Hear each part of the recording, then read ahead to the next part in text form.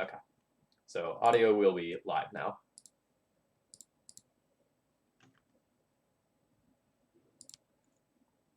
And I usually take a minute or two while the stream is sort of starting up, make sure everything's going well with my extensions and things like that. Shout out to Cardboard Live. They're the greatest. Like, it is. It's such a game changer for like my stream in particular, because like I'm doing a lot of these variety streams now where it's not just like, here's the Death and Taxes deck that I've been playing for, the last 3 weeks or even more than that sometimes. So it's just like so nice to have that around. Yeah, I think that is the best way to grow your stream is being able to do different decks. Because you can get kind of anyone interested in that. It can get I think like for me, there's some people that just don't want to watch Storm. Like it's just not going to ever be interesting to them, and I'm cool with that. I think it's the best way to be able to play multiple decks. It's been a hell of a lot of fun, and it's also prevented me from getting burnt out. Like it's so easy to just like grind and grind and grind and grind with your favorite legacy deck, and then just like you hit a period where like the deck's not in a good place, or you've just been prepping too much for your big event, and it can feel bad. Yeah, I definitely have that happen a lot, especially since I tend to play very similar decks across multiple formats. So even when I'm playing Vintage, I'm still playing Dark Rituals, and I just get burnt out. I've actually been playing that Ad Nauseam deck in Modern, the more A+B combo deck, and I've been having more fun with that. It's kind of a funny deck. It feels really broken when it gets to do its thing. Yeah, but Legacy is still the best format. Unquestionably. Like I'm not a Modern player anymore. I've made my bed with Legacy, and I'm very happy with it. But every once in a while, I look at some of the degenerate things in Modern, and I go like, how is Splinter Twin too good for this? How is Stoneforge too good for this? Like, look at what this Dredge deck is doing. Look at all these Arc-like Phoenixes and Hollow Ones. Like, it's crazy. Was it someone sent me a screenshot of their opponent going turn 1 Thoughtseize, turn 2 put 4 Arc-Light Phoenixes into play? It's like, I had someone turn 1 like Stitcher Supplier mill 2 Vengevines versus me, and I was like, all right, good, nice variance. Even at the Open in the top 8, our only out to win the game is we had 1 Dredge, and we had to hit double Creeping Chill off a Light from the Loam Dredge, and we did it. The Creeping Chill is so stupid. I can't believe they printed that card. Like, I really want to play with that card in Legacy. Like the Intuition. I feel like that deck can be made better. I don't know that I'm going to spend the brain power to do it, but like, boy, do I want an Intuition for some Creeping Chills.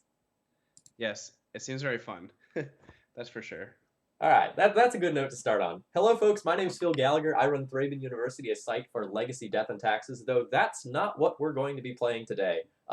This is pretty far from Thalia land. Today, we are going to be playing some Ant with CyrusCG, who has slaughtered and gotten many wins through Thalia anyway. So, hello, Cyrus. Welcome. Hey, thanks for having me. Excited to be here. So Cyrus has gone on an absolute tear with Ant recently, just like really crushing it, although taking a really heartbreaking defeat to some counterbalance flips in the finals of Eternal Weekend. I did, but then 2 weeks later, I made the finals of another event as a 1 seed and was able to take down Star City Games Vegas, the Team Open, this last weekend. So, been running pretty hot. And this is actually that deck list. We're gonna run it back. It seems to be working. Why change it if it's good? Yes, I agree. The Fatal Push was only the change I made from my Eternal Weekend to my Star City Games list, and I Fatal Pushed 1 creature in the entire event, which was a Merfolk Trickster the creature from Dominaria in response to a Riptide Laboratory activation. And you would think maybe this was in round 1. Nope, quarterfinals of the event. I had to do that to win the game. Oh, were you playing against that like Mono Blue Wizards deck? Yes, I made goblins and did not calculate how Merfolk Trickster, which enters the battlefield, taps a creature and then blocks. I did not think about how that changed the clock of Empty the Warrens versus when I have a Riptide Laboratory and an Aether Vial on 2. It was certainly a recalculation of my clock. What's up, Hilber? How you doing? This is like the most beautiful format for reasons like that. Like, I would have never imagined a sentence like that being uttered. ever. Me either. I really didn't think in the top 8 of a major legacy event I would be fatal pushing Merfolk Trickster in response to Riptide Laboratory in my Storm combo deck. Uh, so Cyrus and I were kind of joking before the stream that this deck really hasn't changed too much in years, and just kind of as the metagame changes, you need to adjust the sideboard appropriately. So Cyrus, the main deck here really hasn't changed since like Dark Petition, and before that, Past in Flames. So well, so it hasn't really changed since before. So this looks almost identical to the list that existed before Gataxian Probe was printed. okay, yeah, that's a fair point. The only real change being Past in Flames instead of Ill-Gotten Gains, Dark Petition instead of Grim Tutor. Everything else is basically identical. Yeah, so the like core critical cards, none of that stuff has changed and likely will change. You know, you're probably not going to get a better tutor than Infernal Tutor. You know, you're probably not going to get any new ritual that's going to like get rid of Dark Ritual and Cabal Ritual or anything like that. We've already made those mistakes. Yeah, it would have to be some absurd business card again. I mean, I don't really know how they printed Past in Flames, but can't imagine they would do something like that again. All right. So Cyrus, why don't you just talk to us for just a minute here about some of your sideboard choices? You know, why are these the cards you want now? Because I think to someone who hasn't played this deck very much, the sideboard looks like a bunch of things that almost do the same thing, and I think it can be kind of confusing. So the thing about Ant is I think that you are the best deck in the format if you get to do what you want to do. You're very consistent at killing on turn 3 to 4 through multiple counter spells. You're a combo deck that can win on turn 1, and you want the game to go longer, which is what makes you so dangerous, is that you're a turn 1 combo deck that's even better on turn 10 than you are on turn 1. And so the sideboard is full of cards that help you against people who want to make it so you can't do what you want. So starting off with 2 Abrupt Decays, you basically just want every card in your sideboard to be the best at what it does. So Abrupt Decay is the best card at killing, destroying permanents that Tundra Mages have. So when people have counterbalances, Ethersworn Canoness, things like that, Arcane Laboratories, you just want a card that is a catch-all against the blue decks, and it's uncountable. It's the entire reason you're splashing green. And then you have 1 Chain of Vapor. Chain of Vapor is the best bounce spell in Magic. The problem, because it increases your own storm count, it bounces things. The problem being it's countered by Chalice on 1, so it can be kind of hard to justify a bunch of slots versus it or for it, because you're gonna be playing against Chalice on 1 is the most common lock piece. And then 3 Echoing Truce. It's just the most versatile. It bounces everything. So with the rise of that medium depths deck and 4-color Loam, you kind of really want the Echoing Truth because it's a versatile card that can answer Chalice or Thalia. And you playing Chalice in your Death and Taxes list was another reason we went back to Echoing Truth, because Death and Taxes suddenly doesn't just lose to Fatal Push because they Chalice on 1, and you're kind of screwed. Yeah. So when I first unveiled the Chalice tech, I think it was GP Richmond was like the first big event that I played with it, and I sat down and I don't know, is it like a round 3 or 4 feature match versus Bryant Cook? And I go and put a Chalice on 1.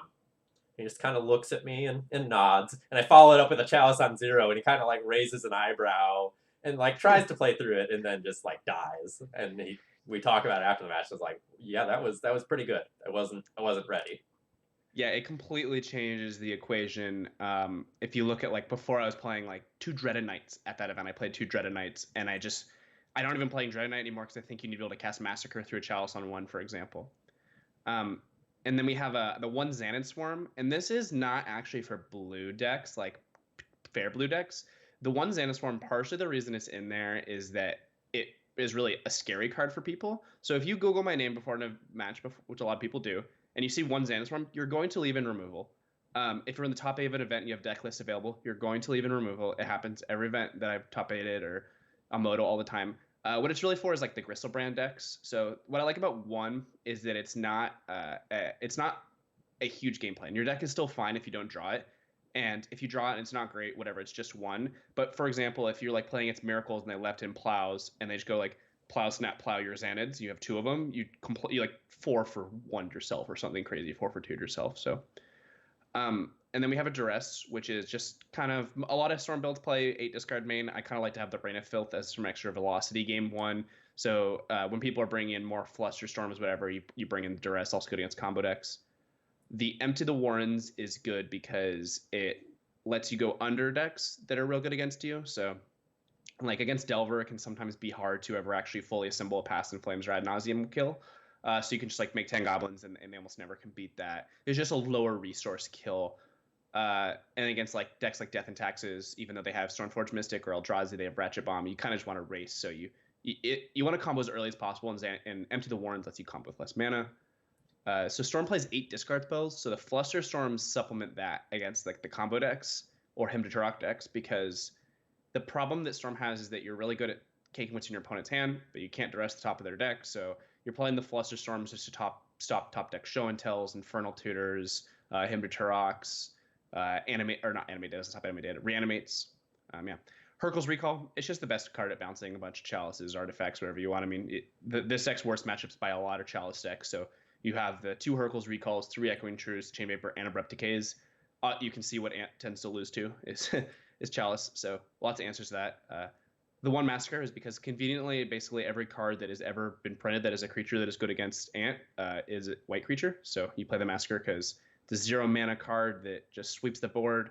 I kind of like it over Dread Knight. I've talked to you about that a little bit. I think it's a little more effective, and also you don't need to devote a bunch of slots for it. So Death and Taxes is not super popular in the meta anymore, not like right after Deathrite got banned where it was 10%, and you can't really justify playing like 3 sideboard cards for a matchup that's already fine. So I like the 1 Massacre because it's good against Stoneblade, good against Death and Taxes.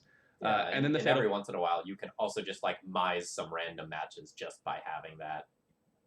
Oh yeah, it's just nice to have it. It's just a really, really powerful Magic card. So, and then Fatal Push is the Fish matchup's not good for Storm because they're a Chalice Forcible deck, and I lost in the finals of a large Legacy event like a couple months ago to Fish. I was like, did not see that coming, but they got me. And then Fatal Push is kind of just wanted an extra card against Infect, good against Death and Taxes. I'm not sure how I feel about it. I think it probably should be Chain of Vapor, which I would have played Eternal Weekend. But my friend Rodrigo told me to play Fatal Push, and I don't know. I listened to him, and it ended up working. I won the event. I did Fatal Push and Merfolk Trickster. Overvoltage in the chat throwing a little shade at me. You were supposed to destroy the Sith, not join them. You were supposed to bring balance to the Force, not leave it in darkness. It's true. Look, it's every true. once in a while, it is really fun to be the bad guy. Like, I know most of the time on this channel, like, I am playing good, fair, honest Magic with as many Chalice of the Voids as I can fit into my deck list. But every once in a while, you know, it's fun to count to 10. Yeah, this is a very evil deck, so... Yeah, and the most evil card certainly is Reign of Filth, right? It can make the most skulls. It makes the most skulls. It's the only card in my deck that's in Japanese because I want my opponents to ask me what it does. Also, it doesn't come in foil, so I wanted to make it nicer in some way. All right, that's awesome. All right, Cyrus, anything else you want to say about the deck before we hop into a league? Yeah, let's remember to hold control is my best advice. So. All right. So for anyone not familiar with the joke here, with this sweet card Infernal Tutor, you get to search a card from your library, any card you want, if you don't have any cards in hand. So when you cast an Infernal Tutor, you often have to use a Lion's Eye Diamond to discard your hand, so you become Hellbent, and you can get whatever card you want. But on Magic Online, if you don't hold down the control button when you cast an Infernal Tutor, you don't get a chance to crack that Lion's Eye Diamond, and you just search for a card that's in your hand. And then sometimes you just die. Yes, it's I've been a guest streamer on other streams, and that has definitely happened a few times. Yeah, Yawgmoth's Will is another powerful card. Overvoltage talking about Yawgmoth's Will in chat. Not quite legal in Legacy. Past and Flames, though, is sometimes better than Yawgmoth's Will because it has flashback. And I don't know who decided that, but it is, you know, it's just a very good Magic card. Here's a strong play. Here's me dropping from a league that I'm 2-0 in because I forgot to finish it. Oops. Oh, jeez. I've definitely done that as when I'm streaming a new deck. Sorry, we'll 5-0 this one. Sounds good. Can you imagine seeing the your MTG Goldfish page, they Google it, it's like a bunch of Death and Taxes results, and then ad nauseam tendrils. No one would ever know what kind of hand to keep against you ever again. Yeah, see, that's a huge advantage of like streaming all these random decks now. I'm hoping to get more of my 5-0s published with the non-D&T decks.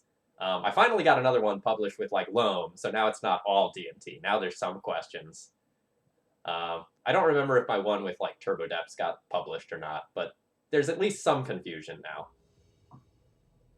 Yes, yeah. I have a bunch of Delver 5-0s, and still it has not dissuaded anyone from thinking I'm on Storm game 1.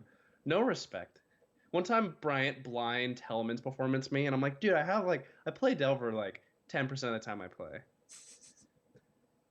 Cool. So let's see what kind of opening hand we have here. Looks like our opponent was last seen on some sort of bug control deck about a month ago. That matchup can be fairly difficult. So you're pretty favored against.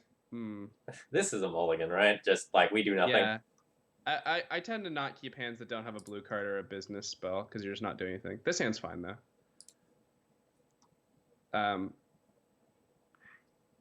I think I would bottom that because you already have one discard spell and a Past in Flames, and you're kind of more interested in just hitting some land drops and finding like a tutor or something here. Okay, Blessed Admire go. I think I would Underground Sea. Sorry, what would you do?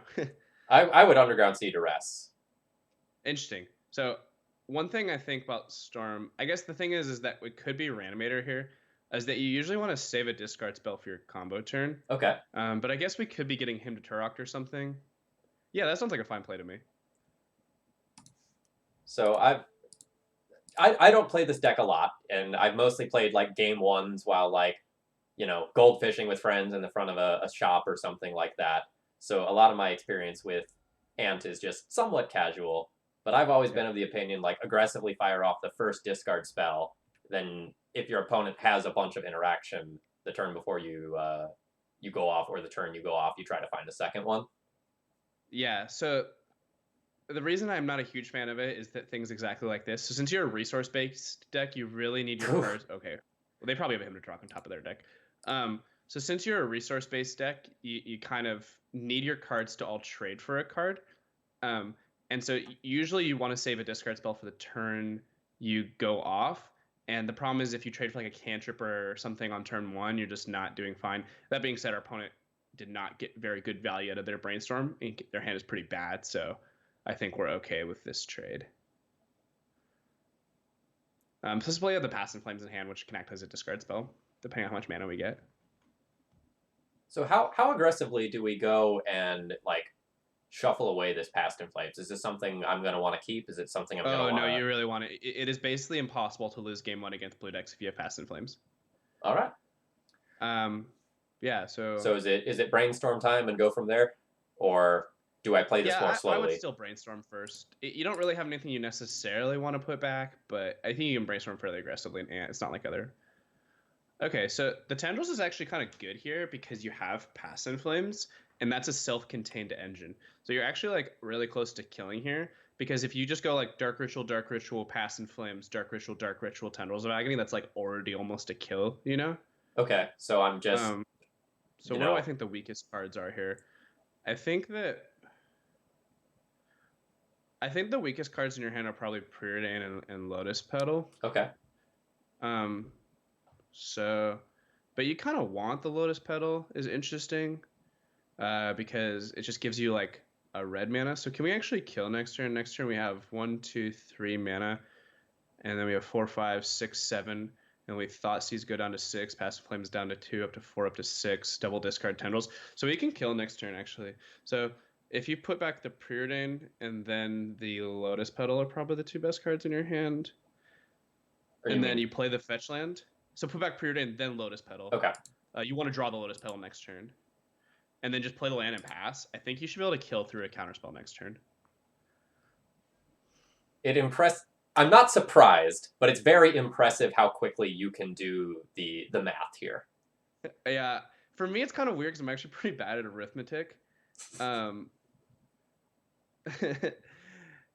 I guess we can let Phil do it more. I don't want to do like a play over your shoulder too much. The thing is that I'm pretty bad at arithmetic, so kind of my approach to the deck is I play it like almost like it's an A+B combo deck. I've just seen so many hands because I've played so many hundreds and hundreds of matches with the deck that I like just look at the hand. I'm like, yeah, this kills probably. All right, so do I go ahead and lead on the Thoughtseize just to do the Force of Will check here before doing anything else?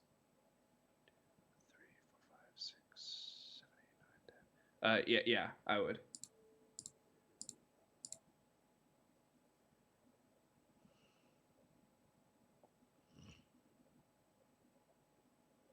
So this is something kind of weird about Storm is it feels like if you've played Storm when you're kind of first starting out, that it feels really bad to draw Past in Flames and Tendrils, but they're actually really pretty good to draw in a lot of matchups, and they're really good together. Yeah. So I wonder what they're considering here. If they're supposed to Force of Will this, maybe, is what they're wondering. Okay, well, we know every card in their hand, don't we? Yeah, they've just got a bunch of lands at this point, I believe. I think we basically know everything in their hand. So I think we just go for. I would just go for it here because the bad case scenario for you is if they have like a Thoughtseize or a Hymn to Trock, and so they probably have more discard spells left in their deck than they have Force of Will like plus blue card. They could have like a Flush Storm or a Spell Pierce. So I want to get the Volcanic Island here right in case I need a red source to flash back the Past in Flames on a following turn, and then I just use the Lotus Petal for black. Is that correct? Like, I'm pretty sure we've got it. I don't think it makes a huge difference, but that makes sense. Okay. Yeah. Because then if they Force of Will the Dark Ritual, you're still doing fine next turn. Yeah, I like that logic. Hey, what's up, Merc Savage? I remember you very distinctly. You completely crushed me in that Modern event. All right. And nice job in the Classic with Death and Taxes. So now I can just go ahead and Past in Flames and then go to town, right? Yes. Yes, Past Flames is very good. So you're going to go down to 2 mana here, and the rituals put you back up to 6. So you can actually like both discard spells. It'd be annoying if they had like a Fluster here or something, but I don't see that happening in game 1. Yeah. You should cast discard spells first because you just need the Storm count. I guess you don't technically need the Storm count, but you can afford to. So okay, they had a Snapcaster, so now they're dead. 20, yay! So I think that's one thing that's so broken about this deck is it's like the best Brainstorm deck because our hand turn 1 did not look like a turn 3 kill, right? And then we cast a Brainstorm and our opponent's just dead. Yeah, I'm watching your coverage from the Eternal Weekend Top 8. I was just so impressed watching you navigate those games because I'm like, oh man, it's hopeless. And it's like, no, wait a second, it's not. Oh man, it's hopeless again. It's like, no, wait a second, it's not. Yes. Yeah, I mean, we would have won that game through multiple counterspells. So if they had them, they just didn't have them. All right, so we're going to play the game of I'm going to guess which cards come in, and then you're going to tell me why I'm wrong. So I feel like against a lot of the blue decks, you board in another copy of Empty because like a smallish storm count or the possibility of going off multiple times matters. So I feel like that one is easy. And then I feel like I'm going to need a couple of answers to a problematic permanent, very specifically like Leovold. And then maybe some amount of other additional disruption. So if I were to guess, I don't know, 6 cards seems like a lot. Maybe those aren't supposed to actually come in to fight counterspells. All right, I think I'd board in like these 4 cards. How often? That is exactly how I sideboard. Yes! So the Flusterstorms I like against the Grixis decks, but not when they have green because Leovold is pretty annoying. And I think that it's important to have a couple answers to Leovold, and you can't. Abrupt Decay in a Grixis matchup would be Flusters here, is what I'm trying to say. All right. Now, as far as the out goes, I'm always much less confident about that. Yeah, I think Storm's like the hardest deck to sideboard with. Luckily, if anyone ever wants to PM me, I have CyrusCG MTG on Twitter. I actually have a full sideboard guide that I keep updated with every event I play, including this list. So you can afford to cut mana because the game is going to go longer and you have a lot of mana. So I usually cut 1 Lotus Petal, 1 Cabal Ritual, 1 Rain of Filth. Yeah, I usually cut. Conceptually, I like cutting Rain of Filth against counterspell decks. Yeah, I don't know if that makes sense, but it seems scary. Also, the games are just going to go longer, so you don't need the extra velocity. And then since we're bringing in the Empty the Warrens, I actually cut a Dark Petition because I don't really like having Ad Nauseam and having an extra 4 in my deck. I don't know if it actually makes a difference, but emotionally, I don't like it. I think if they have like now Spell Bombs or Ley Lines or something, we could cut the Pass, or that's going to be good against Dark Petition anyways, is my logic. And the Pass in Flames is just a more inherently powerful card, and the game's going to go longer, so you're more likely just to find one of your Infernal Tutors. So yeah, this is how I would sideboard. Yeah, Overvoltage. I actually ran a league with Storm right before Eternal Weekend, and I had 3 Surgicals on my board. I played against Dredge. I was 5-0. Game 3, my opening hand is the LED and Infernal Tutor, a land, a Brainstorm, 2 Surgicals, and Dredge kills me on turn 3, and I cut the Surgicals from my deck and never played them again. So this looks like a keep to me. We have a ton of mana. We're lacking a business spell, but I think if we draw a business spell, we probably get there. What's your this inclination? is a kill if you draw Infernal Tutor off a Ponder or naturally, and so you're kind of just missing like an Infernal Tutor and a discard spell. Since our opponent will get to 6 here, if we do find the Infernal Tutor, I'm a fan of just going for it because I have won more games to resolve Thalia than to resolve Hymn to Turok. Hymn to Turok's just real good against this deck because you kind of just need all your cards. So I kind of treat it as they have as many hymns as they have Force of Wills. So regarding winning games through Thalia, I actually played against someone at a GP, and they told me after the match, they're like, I've never gone on the play turn 2 Thalia twice, both games had it not be removed and lost the game to Ant. So I won 2-0 through Thalia on board twice. All right. So which one of these is better to lead on here? Is it the Thoughtseize to take him or Ponder to try to go off? Yeah, I would Ponder. Because the thing about is you're actually not that bad against him with this hand because you can play out your artifact mana and your hand is all mana anyways. So I like pondering here.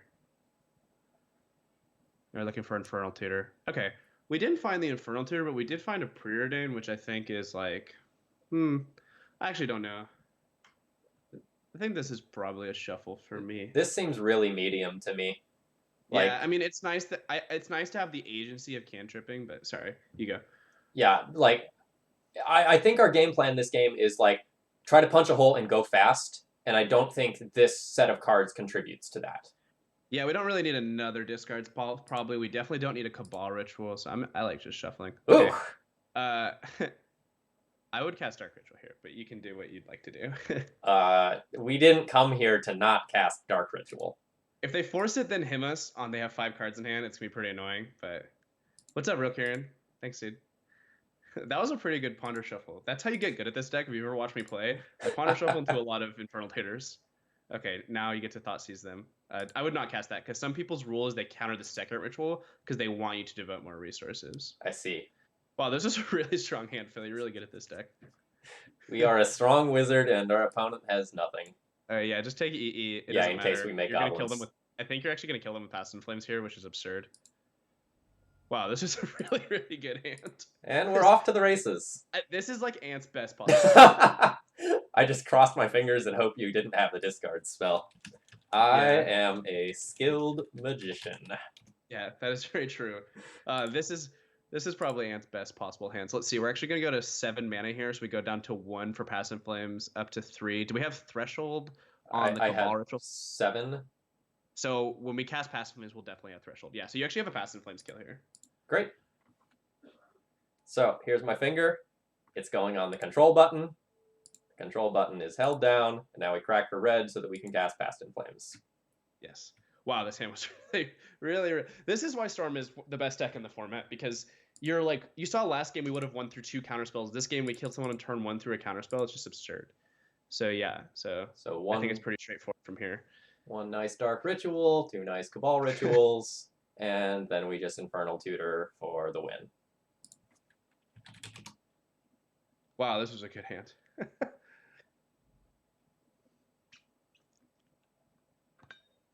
My opponent says, may I ask you a question? Sure. What let you start comboing off in game 1? The fact that I played Strix or simply the cards you had? Definitely the cards they had, right? Yeah. I don't think they had any options.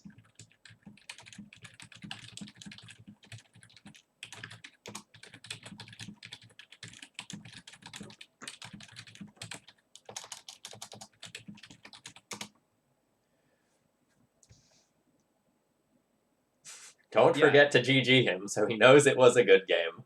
The mistake we made this game was not saying good luck, have fun, because I actually only ever say good luck, have fun in chat when I have a turn 1 kill, because I don't know. I just feel like every time I say good luck, or someone says good luck, have fun to me, they just turn 1 chalice me or kill me on turn 1 or something. So I just started doing it to people, and I just want that to be a stereotype. You miss Ant, it's a good deck. Yeah, whenever my opponent says, good luck, have fun, I assume they're on Red Prison. Because, always. For that, I don't know, like maybe like May, June period, I just feel like it was just everywhere. And every time someone opens on that, I'm like, all right, I'm playing around Chalice this game. Yes. When I first bought Storm on Moto, I actually played 3 leagues and I played against Brisen 10 times, and I thought that it was the worst mistake I'd ever made buying this deck. What's up, Ben? How you doing? Playing your favorite format, Legacy. Yeah, so I'm a D&T guy, you know, a huge percentage of the time, but I've been getting around recently, you know. I'm in my experimental stage. It's fun to play some combo from time to time. Kalugaru. Yeah, I posted a screenshot on my Twitter of me dressing my opponent and seeing 7 counter spells, and then the next screenshot I posted was Tendrils of Agony on the stack the next turn. All right. LEDs were not that expensive. I think LEDs were 20 and Infernal Tutors were like 40. Yeah, that was a pretty fun game.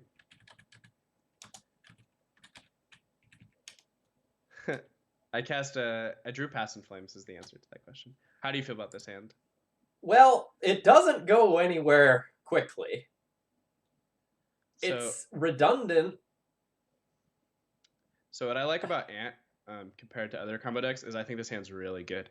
So we're really wanting to kill on turn 4, and like this hand's not even out of the ballpark of killing on turn 3.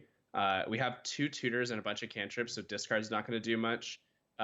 And also Dark Petition can act as a Lion's Eye Diamond if we find... So if this hand's like a Cabal Ritual and a land away from winning, which is pretty strong. So I would personally always keep this. Okay. So what do you want to do on turn 1?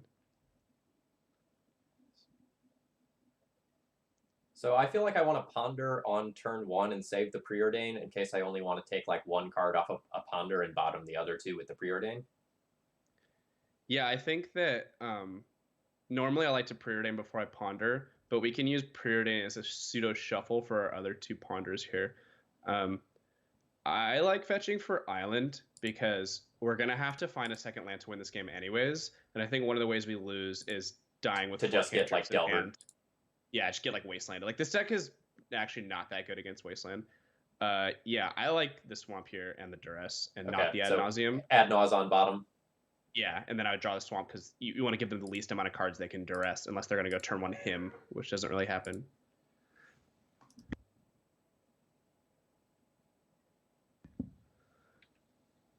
Yeah, so I think this was pretty good.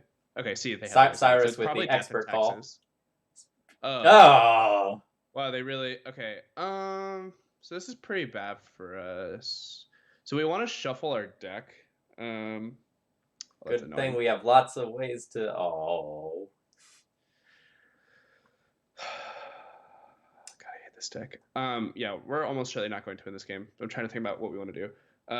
What you're going to do here is you're going to cast 2 spells into the Chalice on 1 because you need to get Threshold. So yep, I have Duress plus. That's where I thought this was going. Yeah, I should let you say more things, sorry. But so I think how you win this game is if you draw... Yeah, I actually thought about Infernal Tutoring there over Voltage. So the way we win this game is drawing a Cabal Ritual, and if you draw a Cabal Ritual, you almost certainly win. Man, kind of unfortunate to get our worst pairing, but we had a really good hand last game. Yeah, so. At least we're not like getting Thought Seized here or anything like that. Yeah. Yeah. Just do the same thing as what I would do. Yeah. Unfortunately, I can't like fire off 2 of these. You know, we have, you know, Swamp. It is really nice we're not getting Wastelanded, though. Yes. So. I mean, we did keep a hand with 5 4/1 drops, and then they played a Chalice on 1. I mean, that's... People always ask me what's better against Storm, Chalice on 0 or Chalice on 1. It's not Chalice close. on 1 is much better because you play 31 drops. Okay, nice. So, yeah, we get to pass, basically. I mean, same thing, right? Yeah, we just play the Preordain and then pass, and we hope to do something fun. Yeah. So before we just one thing is you could consider fetching to Thin here and getting the other basic island, but I think I'd rather have the Misty Rainforest. Potential red source for Past in Flames. Yeah. Yeah, exactly. So that's kind of my thought process. So if we draw Cabal Ritual in the next 2 turns, we'll probably win this game, and they don't have a Thought-Knot here or Reality Smasher, or a Warping Whale.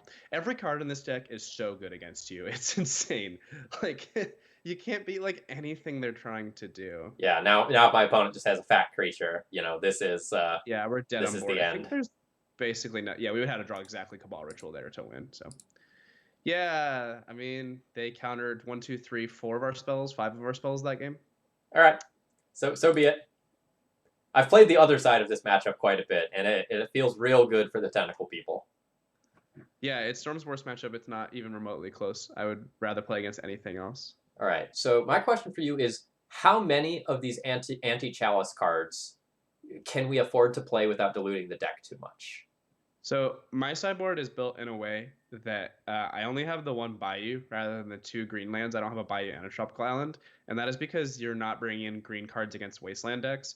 And the reason it's especially effective is it allows you to cast Echoing Truth through a Sphere Resistance effect off 3 basics, so they can't Wasteland you while you're trying to end a turn bounce something. So I bring in all the blue bounce spells. Okay. You are going to have to duel your deck, unfortunately. There's one more blue bounce spell also. Oh, the chain. It's not great, but it bounces Thorn and Thought-Knot Seer and Leyline. I also like Empty the Warrens. It's not great, but it goes under them. Okay. So the cuts in this matchup, yeah, definitely those. I like the Thought Seizes still, because they can take like Thought-Knot Seer and stuff.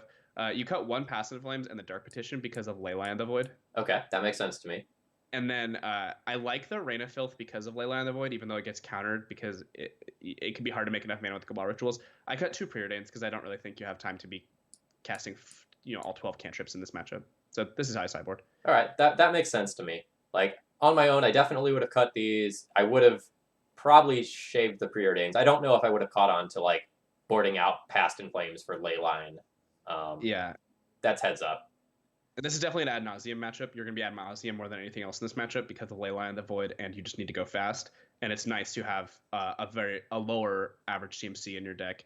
Even though Dark Petition's pretty good with ad nauseum because it doesn't make it so you need to flip Infernal Tutor and LED, but it also does hit you for 5 against the aggro deck. And if they have a Leyline the Void, and you draw Dark Petition or Pass in Flames, you'll probably just never win the game.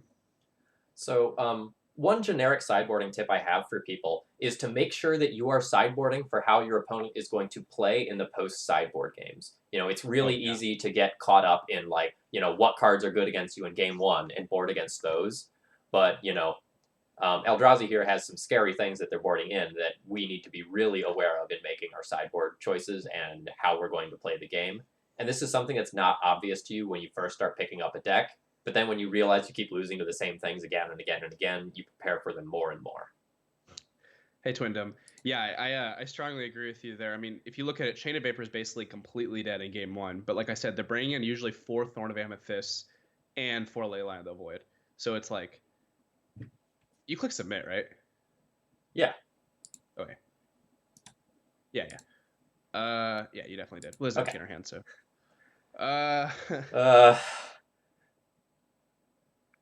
This hand makes me nervous. So, how do you feel about this hand?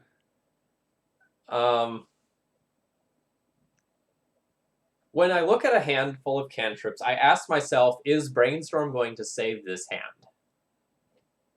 Yeah, so I would personally keep this hand. I don't think you're winning almost any games that your opponent actually does have the turn 1 lock piece, and that's one reason this matchup is basically unwinnable. I don't think you can really beat Eldrazi with 6 cards on the play because you're going to need a bounce spell plus the kill. His hand's pretty bad, but I think how we're going to win this game is finding another land off this Preordain and then casting Brainstorm. So okay. I think this is real close. I think we can mulligan it, but I would probably keep it, but I also tend to just not mulligan with Ant ever. So that's my view. All right, let's keep it for science. Let's see where this goes. So is our turn 1 here supposed to be Preordain specifically looking for a land and trying not to get locked with bad stuff, or is it Ponder? So Ponder digs us the deepest. I usually almost always Preordain before I Ponder, so... And then are we doing this off island? So I think since there's a good chance we want to empty the Warrens in the next 2 turns, I actually just get Underground Sea. So one thing about Eldrazi is that you just cannot beat everything in their deck. They have Thought-Knot Seer, Warping Well, Leyline of the Void, Chalice the Void, Thorn Amethyst. They can kill you on turn 2. They very reliably kill you by turn 4. You kind of just have to get lucky sometimes. I don't really like the Ponder, but I like the Bayou fine. I mean, it's a land.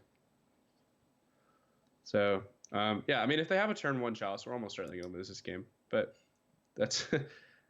yeah, this isn't really the blue land that we might have wanted for the potential of... Yeah. Sweet! Please don't have another. Okay, well, that's actually not the worst thing in the world. We can win through this if we draw Hercule's Recall. Yeah, so I would cast Ponder here because the next turn you can Brainstorm, right? I mean, And my thought save process. this for a red source, right? Yeah, that's Again. kind of what I'm thinking. I do think that if you can go double lock piece on turn 1, it is better. Okay, there's the Hercules Hey! Recall. So we're going to want to hide that from Thought Knot Seer next turn. So I I want to would draw do... the Dark Ritual. Yeah, that's exactly what I would do. And then next turn on their end step, you probably can cast it, and then untap, and you have the mana to cast Ad Nauseam. So we'll kind of see what they do here. Oof. Okay. Deal. Yeah, the problem is they're gonna wasteland us now. But that's okay. So we'll see what they do. I would just pass here though.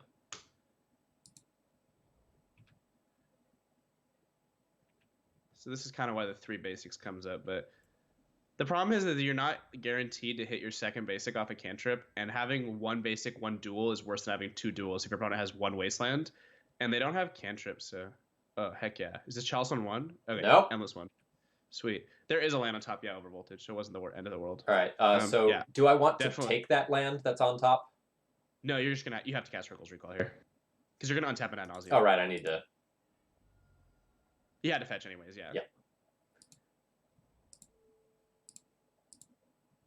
So I'd say you're well above, I don't know the XP percentage, but you're pretty likely to actually be able to win the game here.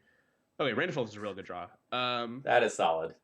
1, 2, 3, 4, 5. So you can save the Rain of Filth, and it would make you more mana. I probably wouldn't do that. What I would do here is Brainstorm off of the C, because you can still cast Ad Nauseam no matter what, and this has the upside of just letting you just kill. Okay. If that makes sense. Yeah.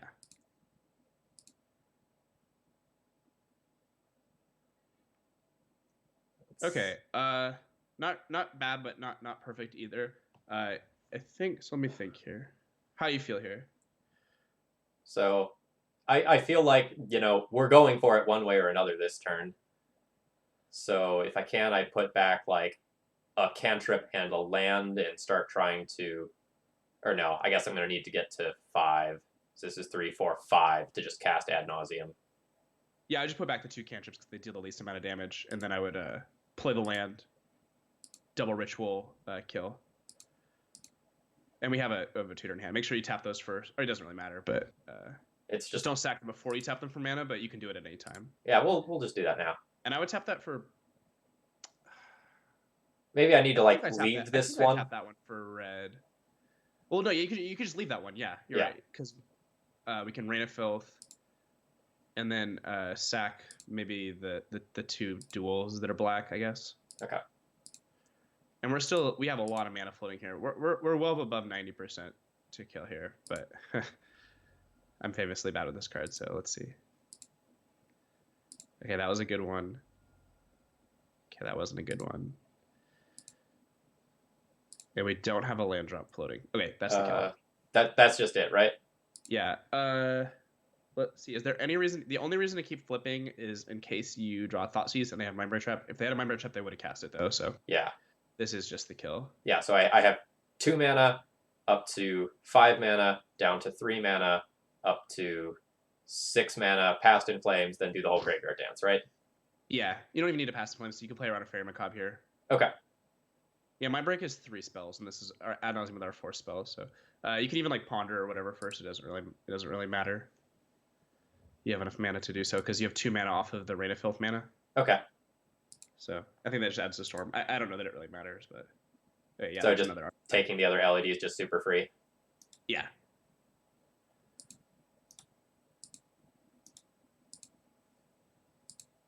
Wow, Hercules Recall is sweet there. That's why I just can never cut that card from my sideboard because of games like this. I actually lost a game to Arkin once because I Hercules Recalled Arkin. And then just make sure I hold control here. Yeah, and I can just go for tendrils, right? There's no reason why I need to Infernal Tutor Chain to just... Yeah, I mean, they're at 14, so this is already more than enough.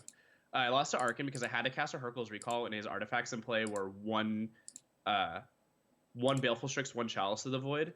And I returned the Baleful Strix and I gave him his blue card for Force of Will, and then he Force of Willed me. Yeah, and we got to do the Rain of Filth LED, no cards in play, no cards in hand kill. So that was pretty sweet. This is winning. Yeah, that was a sweet game. Hercules Recall is sweet. I love that card because it gets rid of all the things I hate. Unfortunately, we need to do that again on the draw, and that's a lot harder. Yeah. Yeah. Well played that game, though. You're drawing all the good cards. Skilled Magician. All right, And you so have good ideas, so. nothing changes when I'm on the draw, right? So some other Storm players, when they're on the play, like more discard. Obviously, we were already on the play, and I boarded all the duresses. I just think that's too many interactive cards, so I don't change anything. All right. Then we ship it back.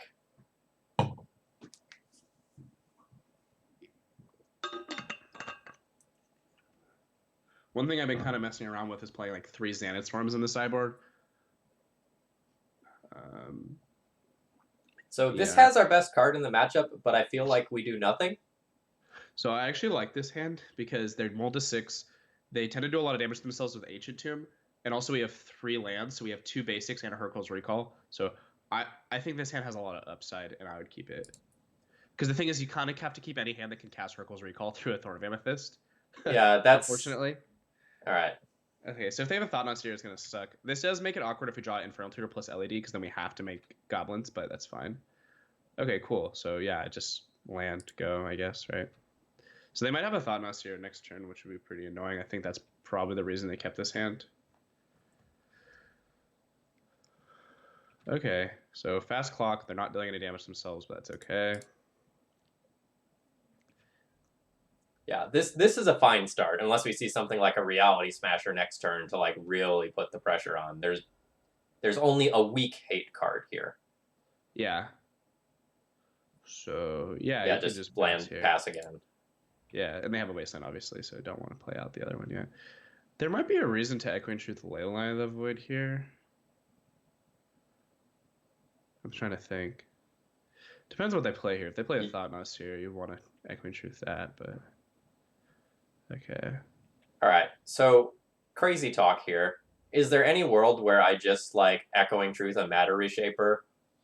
Well, they're gonna just I mean, they get to. Oh no, never mind. This turn is the problem. You could do it on their end step, but I think I would rather just Echoing Truth the Leyline because that lets us value tendrils and still be able to do things later.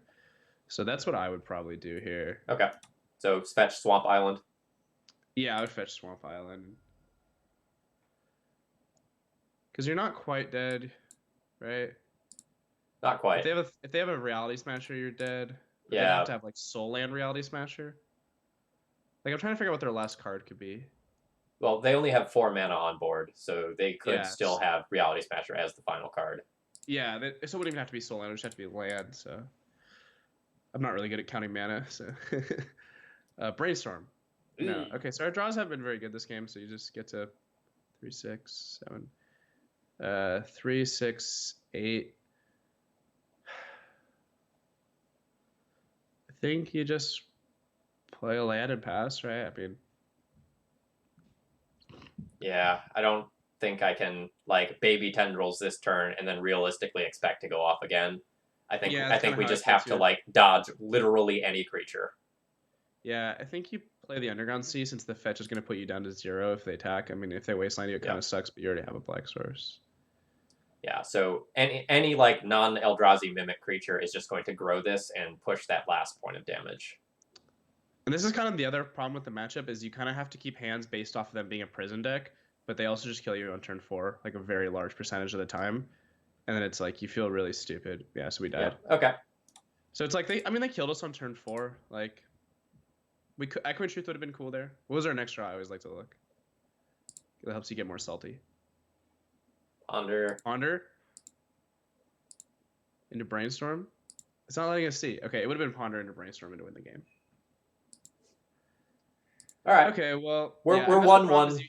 It's about as expected there. Hands, and then they just kill you with a turn 4 kill. Like anything their deck does is just so good against you. Yeah. And Eldrazi gets to attack from a bunch of fronts in this matchup, and this is kind of why I moved to Chalice of the Void in D&T, because against a lot of the combo decks, having something that just doesn't die to creature-based removal, like, you know, Pyroclasm, Massacre, or Dread of Night, things of that nature, can just be, like, game-breaking. Yes, absolutely. So, what's up, Bear Two Guns? So the problem with that matchup is they have Chalice, Thorn, Leyline, Wasteland. They can kill you on turn 3 or 4. They have Thought Knot Seer. They have Ratchet Bomb, and they have Warping Will. So they have counterspell. They have like the most efficient counterspells, discard spells, Grave Hate, And threats. and threats, and they have the best lock pieces against you. So I would say you're probably gonna win that matchup about two of every 8 times you play it, realistically. And Bear with two guns, thank you very much for the bits. I hope you're gonna enjoy this. I'm having a lot of fun. Thanks for the bits, Bear. Here, I'm gonna take my headphones off real quick because I'm gonna take my sweatshirt off. What praise on Eldrazi? Lands and Moonstompy. Lands absolutely crushes that deck. I also think that Death and Taxes is fine against Eldrazi, but I bet Phil could speak to that more. It's awkward because the Eldrazi player's best hands just like roll you not close, and your best hands roll them not close. It's some of the in-between games where you both are trying to like do what you want, where I think D&T feels a little bit favored. But when they just like lead on, turn 2 Thought Knot, turn 3 Reality Smasher, like their stuff's just fatter than your 2/1 idiots. Yeah, their nut draws kind of beat any deck. It kind of feels like a modern deck in that regard to me, where it's like its best draws just don't care at all about what your opponent, like they beat even their bad matchups. I mean, combo decks are like that too. Yeah, Aggro, Loam, and Maverick. Yeah, Loam feels real good against Eldrazi. You just like blow up everything that they love. So we're playing against Matthew Dilks, who also top 8'd Eternal Weekend. Yeah, this is a turn 1 kill on the play. So I would. Oh wait, is it 1, 2, 3, 4, 5, 6, 7 down to 3? So hold on. 1, 2, 3, 4, 5, 8.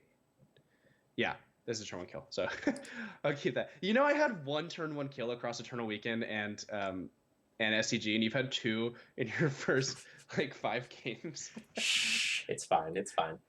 Okay, so do I go Lotus Petal, Dark Writ, Dark Petition, Cabal Writ, LED, Infernal Tutor? Go.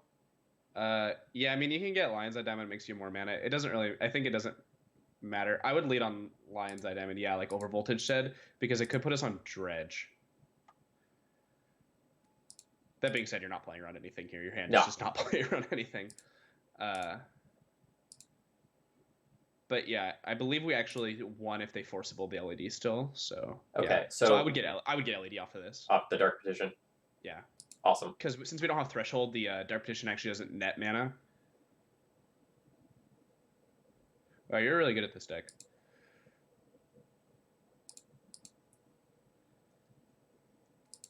So I think I know what our opponent's on, for what it's worth. I'm pretty sure they're on Turbo Depths. I'm actually hold control. Holding control. So do we just pass In Flames, or do we just like Infernal Tutors? You have to pass In Flames. Okay. Because you have 7 mana here, so you're 1 short of being able to go double of the thing you want.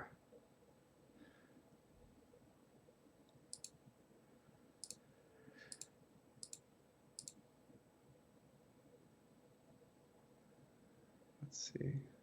So this puts you up to 7 mana. So you can actually, yeah, you can't find a discard spell, unfortunately. Okay. You can just get Tendrils, though. All right. Any reason to cast like Dark Petition or Infernal Tutor first or anything like that? No, you don't have enough mana to do so. Anything extra. So you have Spell Master even if you cast the other Ritual. So you have 7 mana. So you need to cast the other Ritual, and then either the tutors will find Tendrils and win the game. Okay. If we still had Probe in our deck, we would have been able to go get Probe, and that would have been enough. But to see what they're playing, but they would have conceded to Probe. So I always board as if I don't know what my opponent's on when I kill him turn 1 on the play, personally. But you feel pretty good that they're on depths, right? Or was that what you said?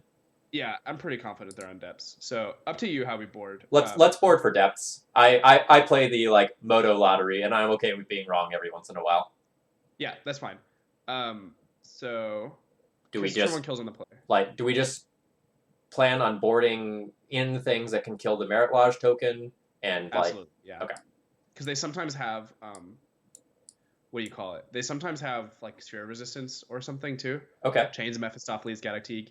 I also like Flusterstorms because I think Flusterstorms are better than Duress in this matchup because they let you like counter their discard spells early and their corrupt rotations and Sylvan Scryings and stuff. They're not good, but I think they're better than Duress because it just sucks to Duress someone and see like Vampire Hexmage, Dark Depths. Yeah, like the opposing deck can be relatively mana light because sometimes they're forced to like play out lands like Dark Depths that don't necessarily tap for mana. So you can get a lot of value off cards like Spell Pierce and Flusterstorm, soft counters, and even your cards like Thalia are just like stellar against them. Absolutely, yeah. So do we go as deep as like Duress out here? Or let me think. Yeah, so I do Duress out. I also take out so against Corrupt Rotation decks, since they have Bajuka Bog, you also take out the Dark Petition and Past in Flames like we did against Leyline. This is a common 2 cards that you'll cut. Yeah, you always just trim. You basically always leave one in, right? Yeah, you never would sideboard at both Past in Flames. We need one more cut. Is it just like a preordain? I think I've been cutting a preordain. Yeah. I used to cut a land against them, but recently I've been playing like 4 wastelands, so I don't do that anymore. Yeah, so I mostly played game 1s with Storm when I was playing it. Like I had a friend, and like when we were like driving to Magic events or from Magic events, if we were just looking for something to like keep us awake, we would just like get out either Ant or Tess and Goldfish them, and like we'd talk through the lines. Yeah, I love Goldfish Storm. I actually been cutting Rain of Filth, but I'm not sure if Rain of Filth is better than Preordain, because Rain of Filth can help make mana through a bog.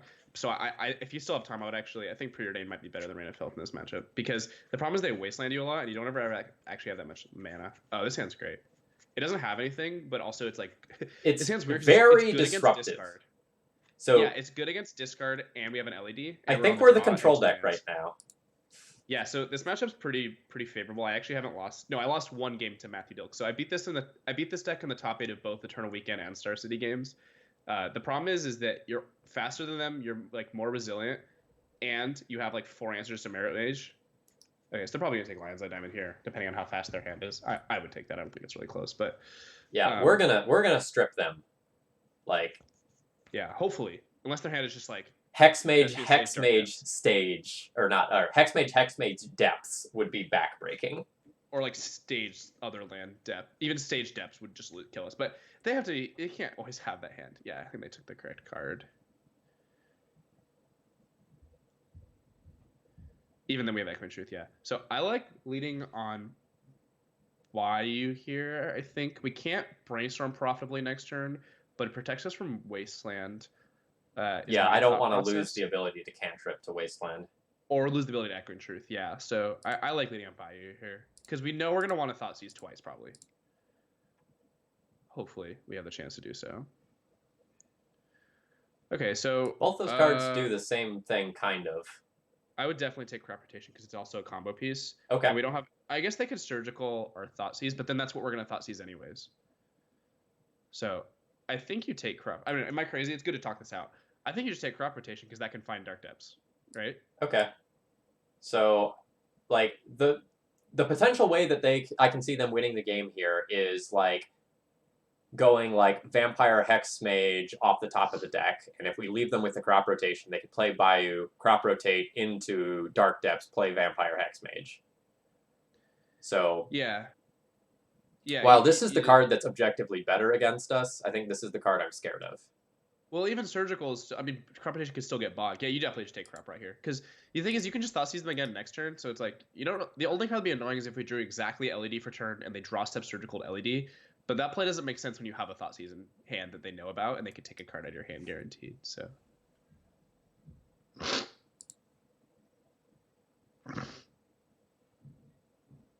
Cool. I would just play Thoughtseize here. Force them to Surgical. Or take it. Basically. Yeah, and they'll snipe our LEDs here. Yeah, I certainly would. No, we could definitely still lose from here. Storm is surprisingly bad at drawing what it needs to for how consistent the deck is. I wish it was a little more consistent.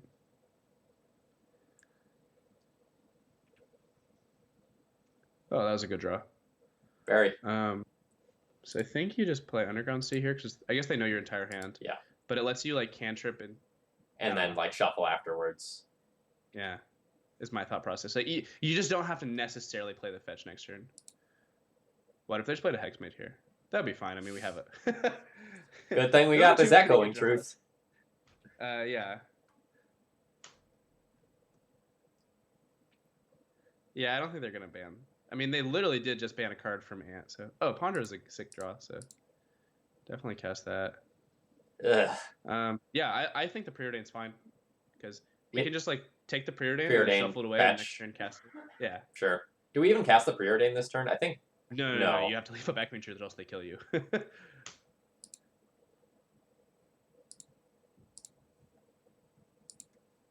Yeah, and then just play the Mire. Yeah, you definitely have to leave a backman truth for the rest of the game. Yeah.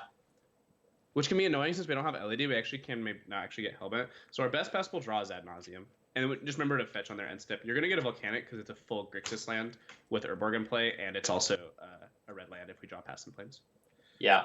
Really important not to forget that when this land is in play, like, this taps for mana. It's so easy to forget that, especially when you're playing Paper Magic. Like, on Moto, you can't really mess that up because, like, if you hover over it and you try to do something with it, you can try to tap it for mana. But in Paper Magic, it's a different animal. Yeah. Small thing with Storm, it's better to upkeep fetch in case they have a crop rotation for a Wasteland or something, because it adds 1 to Storm, but it doesn't really matter. Neat. It's just good to get in the habit of upkeep fetching if you're going to fetch this thing. Okay, so how do we lose here? If they had crop rot, we would just lose anyways. Yep. So I think that we just preordain off of Volkir, right? Yeah. Yeah, so what used to be funny is when they would like Pithing Needle Polluted Delta in this matchup. Bottom. You could just bottom. Well, the Underground Sea's not bad, but I would just bottom both. Because there's no chance we're going to cast a red card this turn, right? It's my thought process over Voltage, but we might want to, like, ritual something. I don't know. Yeah, I would just play this out. So one thing with Storm is you have to get Unhellbent at some point, too. Or you have to get Hellbent at some point. And that's what can be kind of annoying about the Echoing Truth in this matchup. So I would probably, on their end step, Echoing Truth the Vampire. No, that doesn't make sense. Oh, they're going to move an Ice Counter. Yeah. Cyrus, I wonder if we messed up. We had a Thoughtseize there, right? I wonder if, like, since I have this second Echoing Truth, I'm supposed to keep the Thoughtseize, Echoing Truth a Hex Mage. Opponent probably won't sack it to the depths. They'll probably just, like, replay it again. Yeah. And then we, like, Thoughtseize it away. Maybe that's me going too deep. Overvoltage is making a good point that we were just talking about how Volcanic Islands are Grixis land, and then I said tap Volcanic. The answer is I'm tired. Yeah, I don't think that's it. I think that we played this game fine so far. We don't know the top of our library, right? Like, we went bottom, so I can just take a draw. But do I want to bounce this here anyway? No, I wouldn't. Because they still have Surgicals in their deck, and that would be annoying. Oh, that's like the best draw in our deck. So now, let's make sure we tap the Underground Sea to cast this. And then we're going to kill them. Ooh! Yep. So you put back the Underground Sea, or the Echoing Truce. And then I would fetch to shuffle them away. Okay. And then Ad Nauseam. Yeah. So you want to lead on Dark Writ here, and then you can cast Cabal Writ, and if they bog you in response, you can cast the other Cabal Writ to still have Threshold on that one. Sweet. That was a good brainstorm. You're good at brainstorm. You should play it more. You're probably right. Yeah, so we're at 10 life, so we're not guaranteed to win, but like, we actually don't really need to flip anything here. We just need to get Hellbent. So if like anything we flip, we already made our land drop, right? Yeah. Or did we not? No, we have not. Yeah, we haven't. So we're even floating a land drop, which is good here. So we have 6 mana, floating a land drop, 10 life. If we flip Lions and Diamond, we just win. That was pretty good. I would still flip. Well, the question is, do we think they have Bog? Does it matter? Well, if they had Bog, would they have like bogged in response to this first Cabal Writ? I think most people would, but obviously mana was not our bottleneck. I would still flip because even if we had a land here, we can't die from any flip. Okay. Even if we had a land here, we can still play it. Yeah, but they could have another surgical mono. Oh, they surgical diamond, so we can't flip diamond. Sup, Lumber Boy? This is awkward, right? So we don't have Dark Petition in our deck, so we still can't die. we might have difficulties getting Hellbent because of this Thoughtseize, though, right? Or I guess we're not going to flip any threes. We have a Brainstorm. We can actually Thoughtseize ourselves. I would stop now and just cast Pass yeah, I would just cast Pass and Flames. Make them have Crop Rotation or Surgical Extraction. All right, so can I forward to Thoughtseize here first? Yeah. Yes. I don't think it makes a difference, right? But it's fine too. We were going to lose a Crop Rotation. Okay, they don't have anything, so they're dead. Yeah, so easy now. You can just go Passive Flames, mana, because we have a Dark Ritual, correct? Yes. Yeah. So that was a good Brainstorm. So this kind of just shows how awful Ad Nauseam is. Like, I mean, it still won us the game, but it's just not a good card. But Passive Flames is a good card, which we also got to cast this game. So our opponent mulligan pretty low in one of our best matchups. So. Yeah, so more than enough mana, and then we could just get Tendrils. Very smart. The Ball Ritual is broken. GG. So this deck getting a lot more popular.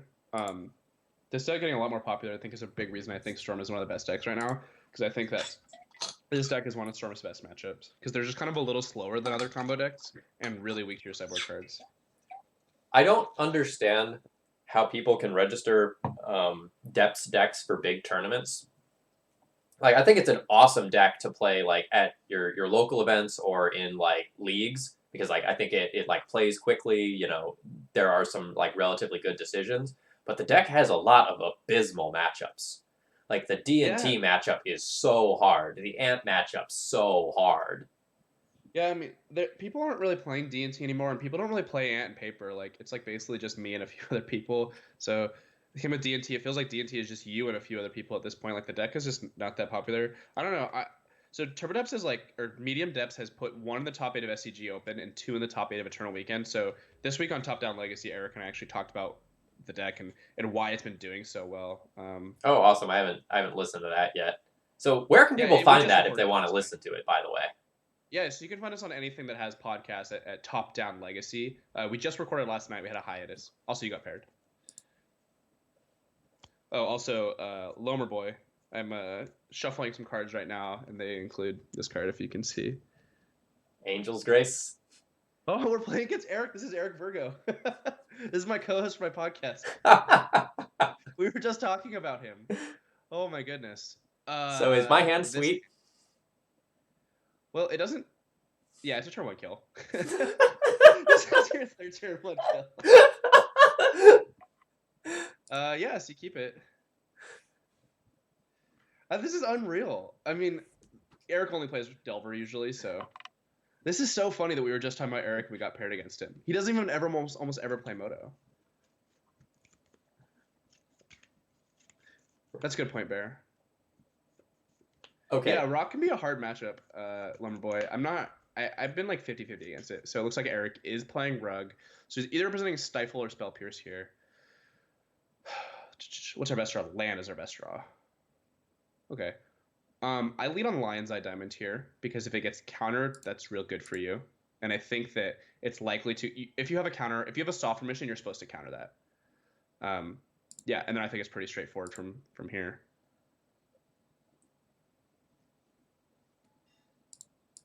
Yeah, I think it's really good too, Lumberboy. I'm trying to figure out the Spirits matchup. And then here, if they counter this, you're kind of screwed, but cool. So now you get, no, I would dress first. Well, yeah, because if they had Daze, they would have Dazed. Yeah. Because they could have Spell Snare.